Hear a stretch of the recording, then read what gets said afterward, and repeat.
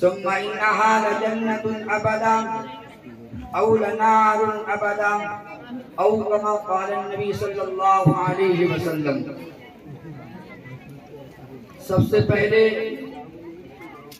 Stage पर बैठे हुए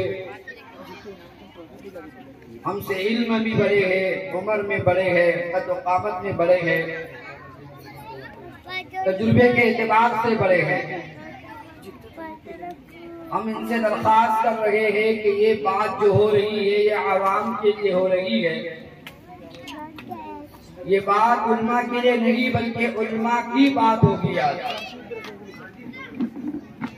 इतना हसीन प्रोग्राम जो तारे आसमानों पर खिलते हैं, यूं लगता है मोतियों की शक्ल में आमना की गली में, जैसे आमना की गोद में मोहम्मद मुस्तफा सल्लल्लाहु अलैहि वसल्लम आया है, सल्लल्लाहु अलैहि वसल्लम। आज आमना की गोद में आसमान के तारे उतर कर जमीन पर बैठे हैं, लेकिन होता यह है कि आसमान के चांद को देखने के लिए सर उठाना पड़ता है। तो ऐसे ही मेरा आपका जो चांद होता है, तारे होते हैं, आसमानों पर निकलते हैं। जब मुझे आपको देखने की जरूरत पड़ती है तो मुझे आपको आसमान पर निगाह उठा उठा कर देखना पड़ता है। लेकिन थोड़ा चलते हैं आमना की दहलीज पर, थोड़ा चलते हैं आयशा की दहलीज पर, तो एक चांद आयशा के हुजरे में भी निकलता है, जिसको मोहम्मद मुस्तफा सल्लल्लाहु अलैहि वसल्लम कहते हैं। आयशा तुझे मुबारक हो, हम आसमान के चांद को देखना चाहते हैं तो अपने सरों को निगाह को उठा उठा कर देखते हैं।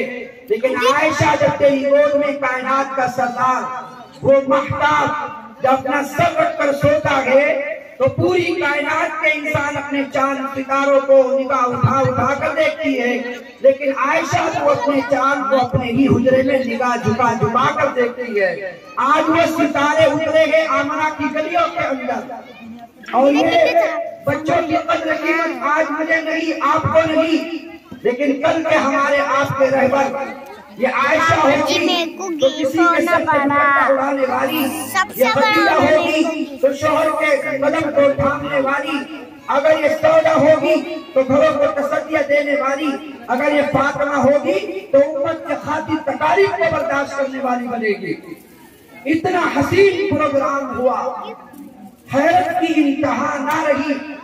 छोटे छोटे बच्चे नबी का नस्ब का मसला है, पहचान का मसला है, खत्म नबूवत अपने